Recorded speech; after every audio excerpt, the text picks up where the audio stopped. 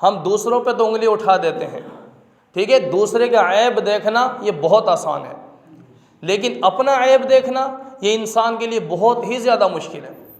وہی بات میں نے پہلے بھی عرض کی کہ ایک بندے کے اندر ہمیں ایک عیب نظر آیا، ٹھیک ہے، اس عیب کی وجہ سے ہم نے کہا کہ بھئی یہ بندہ 2 نمبر ہے، بھئی اسے بچو، یہ فراڈی ہے، یہ 2 نمبر ہے بندہ، یہ تو ایسا ہے ایسا ہے۔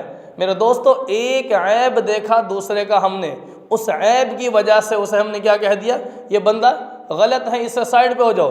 لیکن اپنے اندر بندے کو پتہ ہے میرے اندر ہزاروں عیب ہیں، اپنے عیب کیوں نہیں دیکھتا میں اپنے آپ کو ہزاروں عیب کے باوجود بھی کیا کرتا ہوں، بھئی میں تو فرشتہ ہوں، ٹھیک ہے جی، میں تو کوئی بڑا نیک ہوں، بڑا پاک صاف ہوں، میں تو بس یہی بندہ 2 نمبر ہے، یہی بندہ فراڈی ہے۔ جیسے ہم بھائی اس کو کہہ رہے ہیں تو اس سے بڑے کئی گنا بڑے فراڈی ہمیں پھر۔ تو میرے دوستو، نبی علیہ الصلاۃ والسلام نے ارشاد فرمایا، اے میری امت کے مسلمان، اے میری امتی، تو کسی کا عیب تجھے، اپنی عیب بینی تجھے کسی کے عیوب پر نظر نہ کرنے دے۔ جب کسی کے اندر عیب نظر آئے تو اس سے پہلے یہ سمجھ کے بندے تیرے اندر کتنے عیب ہیں، کیوں اگلے کو اپنی نظروں سے گرا رہا ہے؟ سب سے پہلے اپنے آپ کو اپنی نظروں سے گرا کہ وہ تو کتنا اچھا ہے مجھ سے، ایک ہی تو عیب ہے اس کے اندر، اس بندے کو اچھا سمجھو، برا نہ سمجھو۔ کیوں؟